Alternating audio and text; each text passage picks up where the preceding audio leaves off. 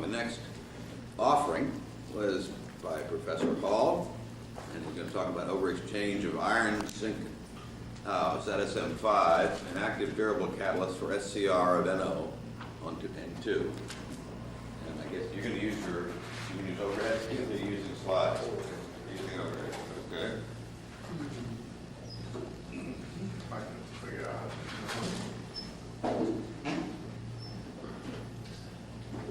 Let's see, we're going to have to keep let's try one more step around here, and then we have those issues of light.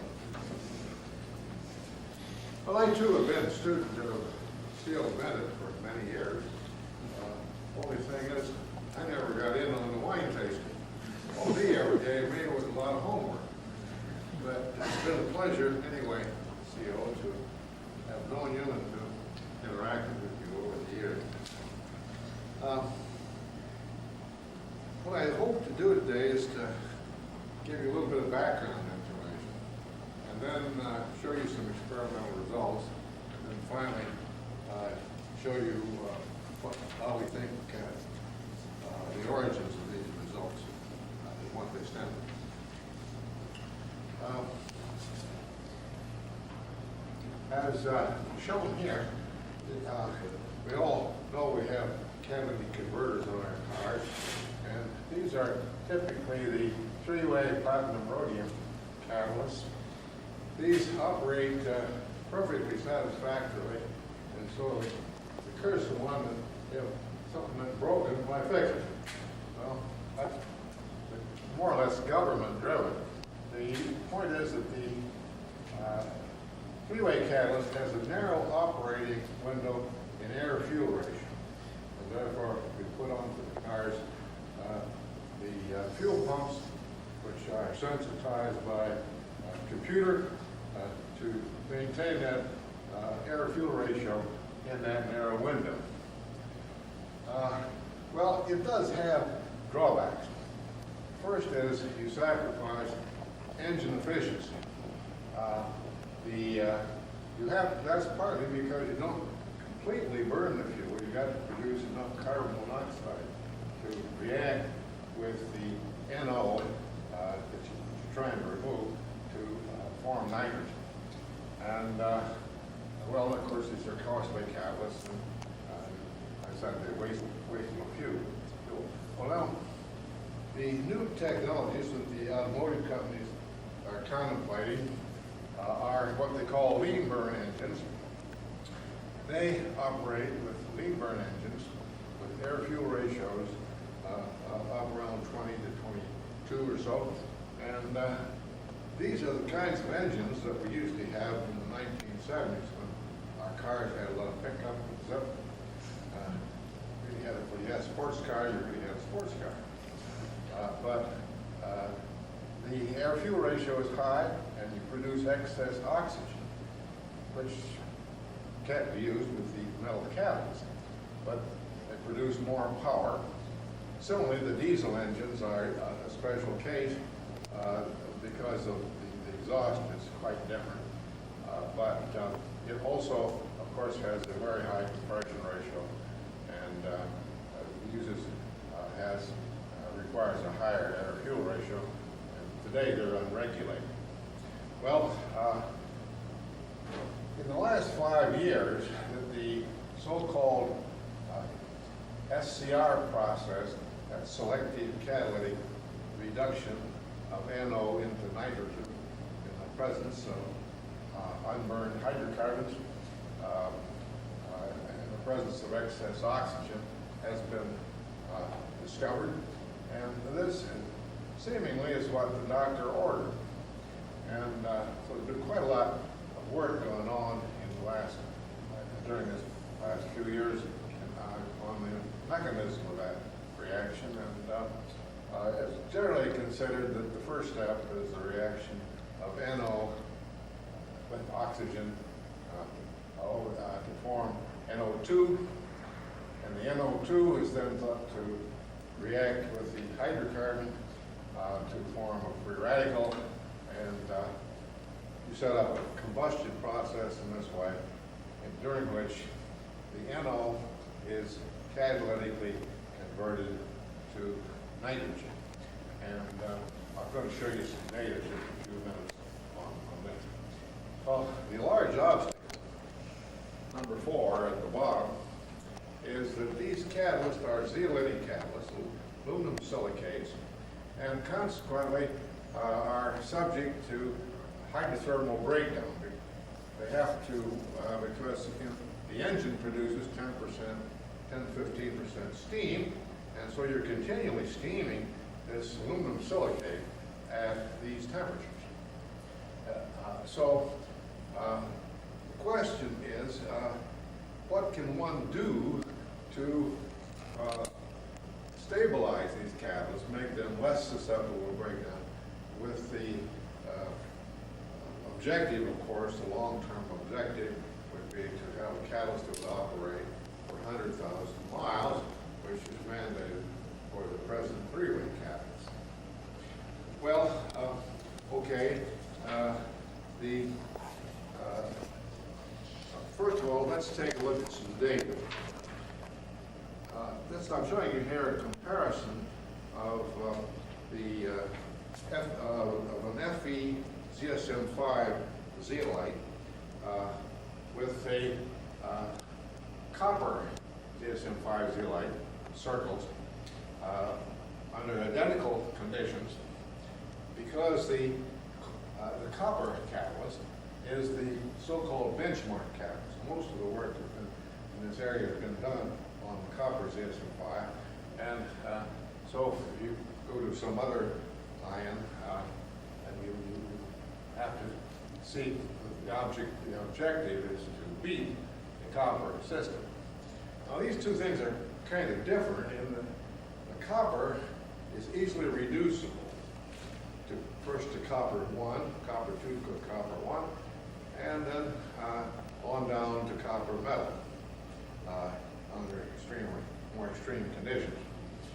Whereas the iron, both of these things are made by base exchanging for sodium into which is present in as the base exchange cation in the parent zeolite, with the divalent salts. Now, the copper valence goes down, but as shown by the work of Boudard and his co-workers, Delgas and Carton, back in about 1969, the iron can be oxidized to higher valence state, iron 3, and come back. But both of them have a redox function. Well, you see here that the iron preparation is about twice as active. In fact, it produces 100% conversion under these conditions specified here over the about 100-degree range, which gives you quite a nice window in which to work.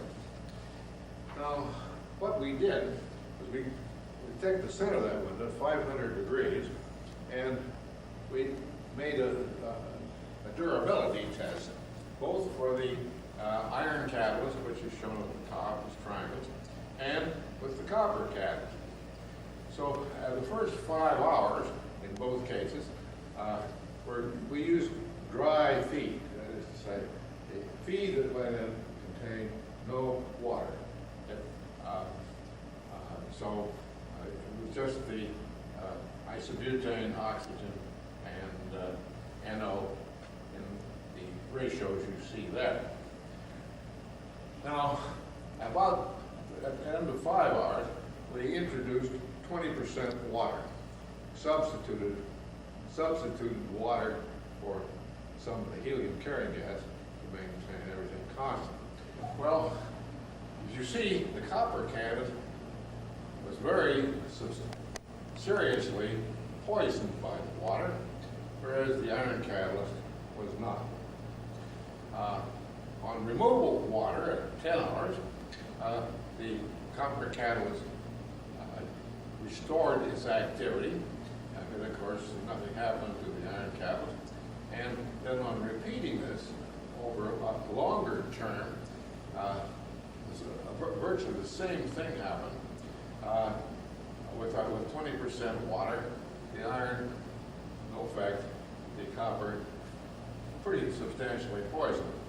And when you took the water out, the activity came back as shown there.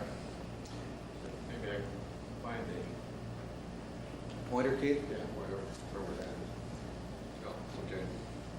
I'll back it up here. Okay, so then we did it a third time out here after you run about 130 hours or so. And at this point, we put not only water,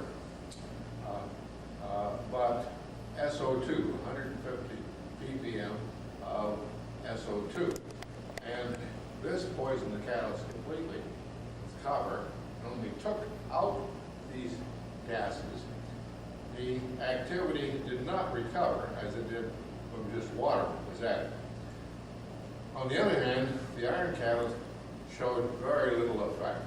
And this goes out to 2,500 hours, which at 40 miles per hour would correspond to 100,000 miles. So that seemingly was just about what the doctor ordered. Along the way, at about somewhere in here, right about in here, we broke in a couple of times and let the catalyst undergo temperature excursions to higher temperatures, and these were held for 24 hours. Of course, the conversions drop down as they always do when you go because of the peak in activity that drops down, as I showed you on, I think, on the first or second slide. And those results are sort of summarized here.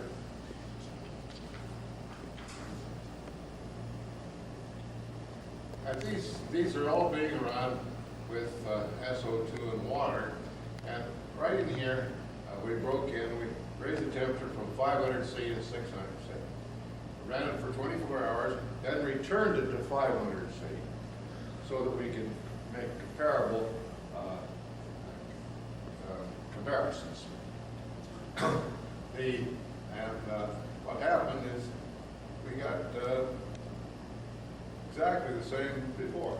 The temperature excursion did not harm the catalyst. Well, then we tried it again for 24 hours at 700 degrees C. Again, there was no effect at the end of the 24-hour period. And then we tried it at 800 degrees C. And again, no effect. So we could go up, we knew to 800 degrees C. And we didn't want to go higher because, well, this time we were getting our eyes set on that 2,500 degree mark, and we were afraid we were going to ruin the catalyst deliberately if we didn't look out.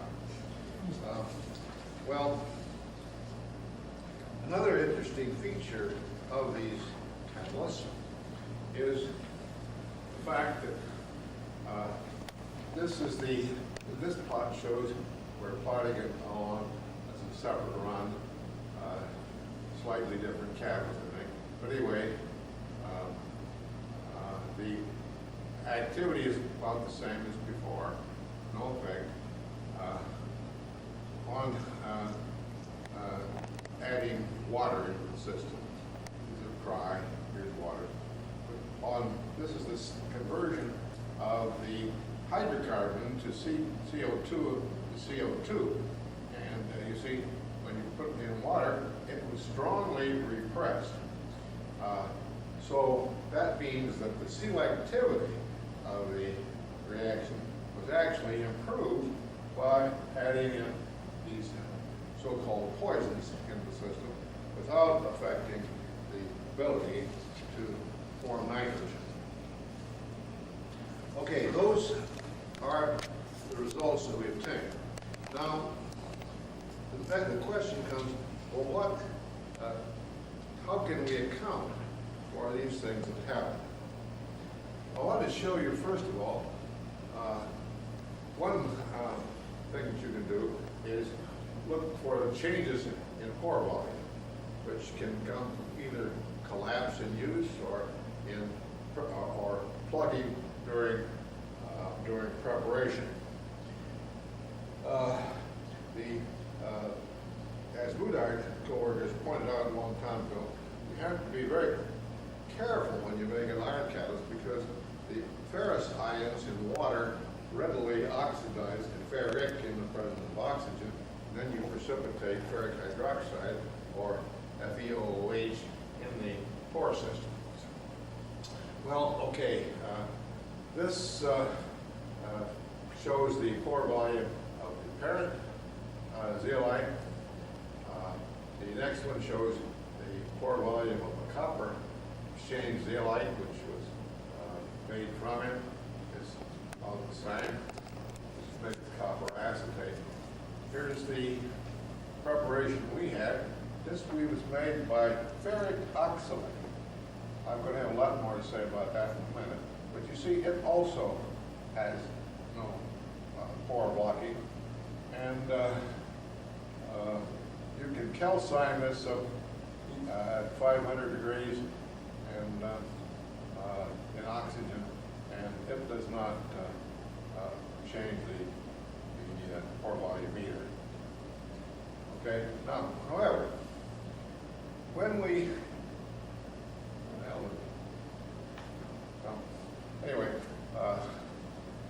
when we make up a catalyst with ferric sulfate, which is the usual base exchange procedure, you see a big decrease in pore volume.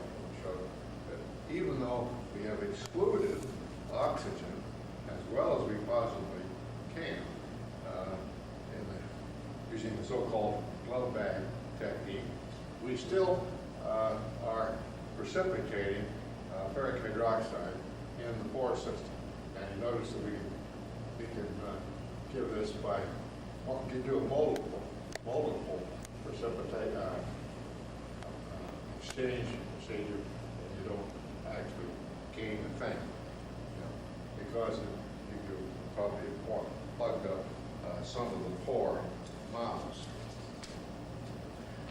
Now, we got thinking, well, let's think of what happens during our base exchange procedure. And we dug these equilibrium constants and reduction potentials and stuff out of the literature. If we have ferric oxalate, ferrous oxalate, it must dissociate in water into a ferrous ion, an oxalate ion, and you see the solubility product is reasonably low. It says that a saturated solution is 10 to the -3 molar. And so that's the exchange medium that we are working with in making this catalyst that has superior properties. If you put the iron ion, the ferrous ion, however, will react with hydroxyl ions just present in water, produced by Kw down here, okay? And to form the half-hydrated ion, the FeOH plus ion, and you see that that's very much favored by thermodynamics. Now, whenever you take this OH ion out of solution, you've left an excess proton in the solution. But look, the oxalate ion will react with it with pretty high efficiency to remove this from the solution, so that when you base exchange this in, you do not produce a number of Brunstad hydroxyl groups instead of sodium. So in this way, you keep the aluminum hydroxyls down, and we suppose that this is the source of the sensitive place that is attacked by water to affect dealumination, which is well known in these samples. Okay,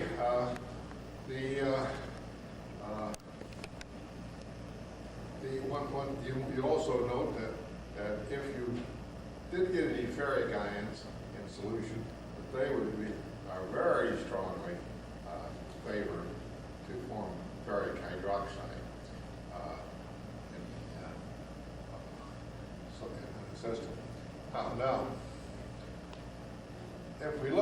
at ferrous ion being oxidized by traces of oxygen that get into the system inadvertently in the presence of water, one will form ferric hydroxide, and the oxidation potential on that is plus 6 volts. Okay, in other words, it's very highly favorable. Okay, the rest of this deals with just the oxalate chemistry. The oxalate chemistry shows that there's a reasonable concentration of all three species present in the solution. And but look, the oxalate ion or oxalic acid will react with O2 and to form CO2 and water at a very, very favorably here. And this is more, it's easier to oxidize oxygen with oxalate ion than it is with iron, 2 to iron 3. In fact, if you look here, the bioxalate ion will actually reduce the ferric ion, the ferrous ion, to produce CO2 and proton. And you see that that's fairly spontaneous too. So what we then expect to see is exchange of this particular ion with the sodium ion to form this zeolite and sodium. And I'll show you that in the next slide, next transparency, where we take those equations shown on the previous slide and calculate, from these you can calculate what the concentration of these 3 ions, these 3 species are in solution as a function of the pH of the solution. You see from a pH of about 5 up to about 13, all across this range, practically the only ion in solution is the FeOH plus ion, so that you're really exchanging into the zeolite a monovalent ion for a monovalent ion. And in that way, you can get quite high degrees of what we call overexchanged. Exchange, 100% exchange has already been defined as when you, as one divalent ion taking the place of 2 sodium ions. But what really happens is you get your half hydrated, reduced, if you like, or the Fe2 plus OH ion acting as a monovalent ion going in. And in doing so, it carries an extra lattice oxygen into the center. Now, at higher temperatures, when calcined, you could take out water, an equivalent amount of water, but that will leave you one extra lattice oxygen in the center for every 2 ions you have in the center. So that is the thing we obvious. Now, what we did is to set up a system in which this is Dr. Feng's design, where he take 2 flasks and they're connected together in the center with a porous disc. We fill both of them with deionized boiled water, and then we start to flush out both sides of the chamber with inert gas, oxygen-free inert gas, and wash out the whole are part of the system. Then what one does is add into into chamber 1 the zeolite, the sodium form of the zeolite, and give it a chance to degas. And then finally, we very briefly open the system and dump in excess iron oxalate in the system so that it will then dissolve to the extent of 10 to the minus 3 molar, and the iron ions and the oxalate ions can fuse through the porous disc to the zeolite, and in this way we can get the system pretty nearly free. Now we've made some further modifications to that also, which has helped some. Then this turns out to be a very difficult task to prevent some formation of ferric hydroxide in these small chambers of the zeolite. Well, okay, now, and I might add that being as careful as we can, we sometimes make a bad preparation. One of the amazing things that happened to us is when we tried to scale up our apparatus, 250 milliliter class to 2 liter class, it turned out we didn't get quite as good results as we did before. But we got that pretty well cleaned up now. Anyway, I wanted to show you the redox behavior. These are taken when you put a sample of your catalyst on a flow microbalance, and you can pass hydrogen over the catalyst, and essentially nothing happens. These are all at 500. These are 500 degrees C. You cannot reduce the iron to iron metal or lower middle states of iron 2 until you get up to very high temperatures. You reoxidize it, and you get an uptake of oxygen of roughly 1 oxygen for every 2 iron. And when we flush that with helium, we lose about 10% of it. And but when we reduce in hydrogen, the amount of hydrogen that's consumed is about equal to, when added to this, is about equal to this.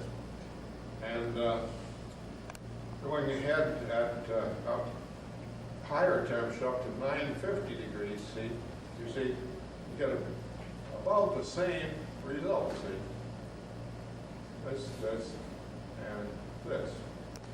However, when one goes to 1050 degrees C, look, in oxygen, we suddenly have broken apart our catalyst. And this is in dry oxygen. This is, in other words, this is as much wear and tear as it will stand. This sample also contains paramagnetic and ferromagnetic particles. You can move them around with a magnet and a magnet, probably Fe3O4. Okay. How am I doing for time? Just about the end. Maybe I could stop there, but I'll just sort of summarize with this slide. We have shown that you can prevent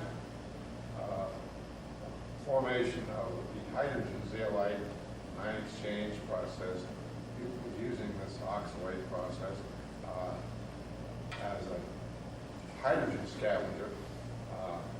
And then you find that the sum of the sodium plus the iron as atoms in the sample is just about exactly equal to the zeolite, to the aluminum concentration, or the base exchange capacity. So there is very little, if any, Brunstad hydroxyl groups introduced. You prevent the formation of the ferric iron precipitation. You use oxalate because the oxalate ion is actually a reductant for the ferric ion. And so that helps you very much if you accidentally do oxidize some of this with a little leftover oxygen.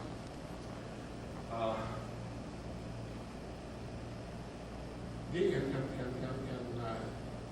you have introduced the ferrous iron in, then you oxidize up the iron 3 with oxygen, as I showed you. You've got now 2 atoms of extra valence oxygen in the catalyst instead of 1, but only one of them is reducible. That's kind of interesting. But the answer is you cannot reduce to the Fe0 state, and consequently, you do not put hydrogen species on the surface. This is all this could the same result that Budak got with phlogisite years ago. And well, I've said that. Thanks a lot.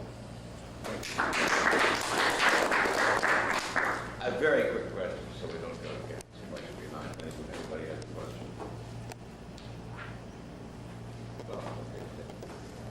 I'm a little confused about the state of your iron in the active catalyst. You prepare your catalyst very carefully to avoid the FeOH precipitates, but now you have the catalyst operating at 800 degrees C, not in the atmosphere, N2O present, water vapor present. But in the end, get an equilibrium state. Well, once you have attached the iron to the base exchange site as the base exchange catalyst, you can oxidize to iron 3 and it just carries extra valence oxygen. This same thing happens in phlogisite. Budak is using Mossbach spectroscopy. You see quite clearly that it's changing the valence. So attaching the iron species to when the you base reduce it, site. you can take that extra valence oxygen out, but you cannot. What you don't do is you don't put any protons on the lattice. That's the source of the hydrothermal effect. Your results are spectacular. Your results are spectacular. I guess the only problem is that you have to take a bottle Well, of I caution you to this way. See, we have used one hydrocarbon, one set of conditions, and we obtained these results, which I agree are rather spectacular. And we also demonstrated that if we're not careful in the preparation, we get bad catalyst.